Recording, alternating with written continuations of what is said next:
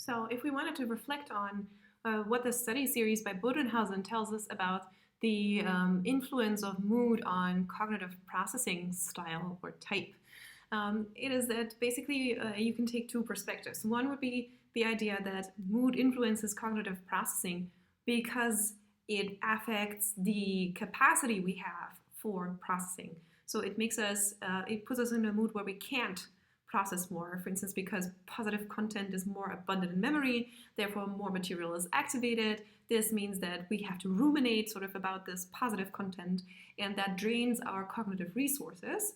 And this is why heuristic and top-down processing is more just the route to go in positive mood, just because we can't do better. But the evidence that we've seen in the end of the study series is actually that it seems like motivation is the much bigger key, right? So to get in a positive mood and to maintain the positive mood means to avoid effort and to avoid deep or effortful processing. And therefore, people would rather not want to or need to process more effortfully when they're in a positive mood. And that is why we get heuristic processing, more stereotyping, for instance, when participants are in a positive mood. Both of these accounts have been challenged. The first one I've shown you more specifically actually in this study series. And the second one we will take a deeper look at in just a minute. Specifically, we can question these approaches by this following alternative explanation, which is that affect can actually be interpreted as information about how we're doing. So in a way, you could say that how we feel indicates how well we're doing in terms of achieving a certain goal, of achieving, for instance, a processing goal. And therefore, affect could be used to regulate how much effort we are still required to invest.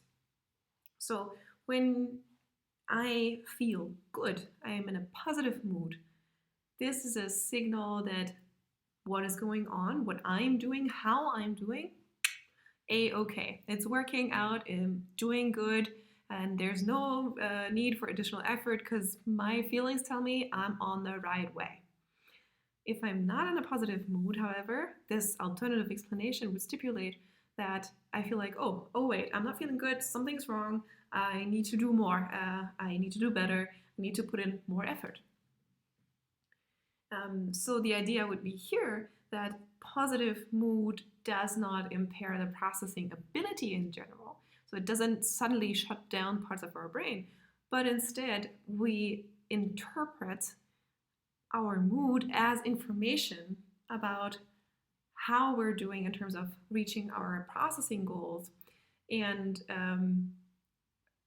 therefore then are motivated to invest more effort or less. And if we're in a positive mood, we get the A-okay signal from ourselves. We don't feel like we need to invest additional effort. All this just leaves more resources for other tasks, right? So there's also some logic to this. So you could say that this account is sort of based on the idea of affect as information, similarly to, you remember the bridge study we discussed initially? So positive mood would be an okay signal. It means it's we feel like it's safe to rely on existing knowledge and to apply our general rules, heuristics, schemas, scripts, stereotypes, and we kind of go for business as usual. This idea, or this this alternative explanation, was tested by Bless et al. In a study about what it means to usually go out for dinner. Let's take a look at this study. So participants in this study listened to a story about going out for dinner, and for them either a happy, neutral, or sad mood was induced. So happy, neutral, or sad. And here we have a task where participants were asked to do a recognition task. So in the story that they heard about going out for dinner, they were asked to recall afterwards if a specific item was presented. Yes or no, that was the answer they were supposed to give. And 30 items were presented one by one. 10 of these items presented were typical for a going out to dinner scene. 10 were atypical for a going out to dinner scene. And 10 were just unrelated, had nothing to do with the idea of going out for dinner. Half of the 30 items were presented in the study earlier, in the story earlier, and the other half was not. So there were new items. And here, this was done in order to find out if mood affects the use of the scripts or the kind of the expectations of business as usual that we have in our minds.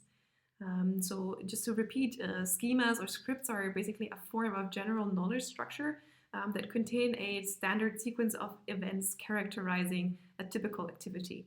And that's why going out for dinner, that's just a very regular, typical activity. Well, maybe not in the times of Corona, but it used to be, at least at the time of this study. And therefore, this was picked as a task here. So basically, the question was how good participants would be at differentiating new and old items in this typical scene.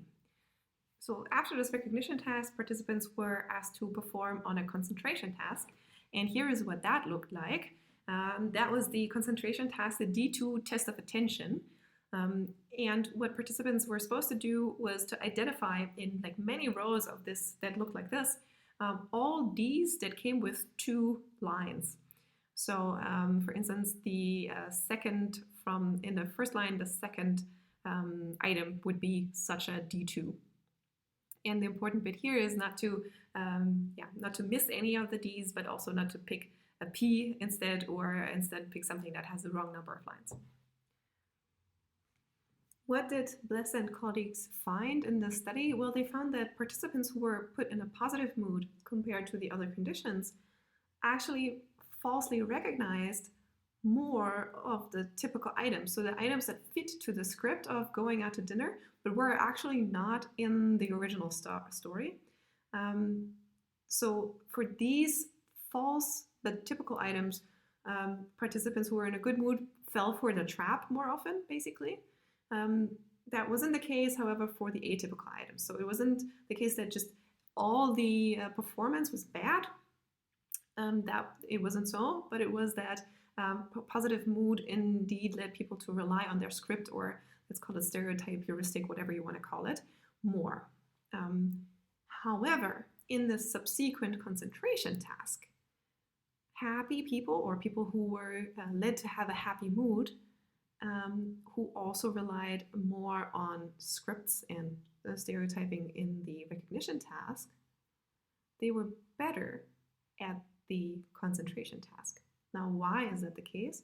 Well, the idea would be here that relying on scripts and schemas in the recognition task saves resources.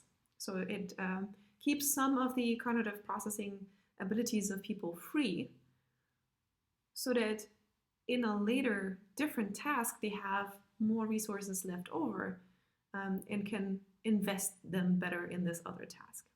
So Bless et al. Would here argue that it's not necessarily the case that mood produces a more or less effortful processing style, but indeed they would argue that it produces a more efficient or less efficient processing style, in the sense that either we shoot our guns already for the first task, or we can manage to carry some of that focus, some of that cognitive capacity over to a second task, and the latter, this carrying over, it works better for people who have been induced to experience a positive mood than the other two conditions.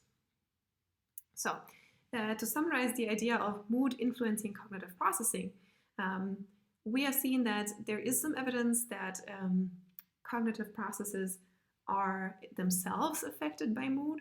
There's also some evidence that the motivation really is key. So putting people in the right mindset and making them feel like it matters, whether they process deeply or less deeply, that can override these mood influences on basic cognitive processing.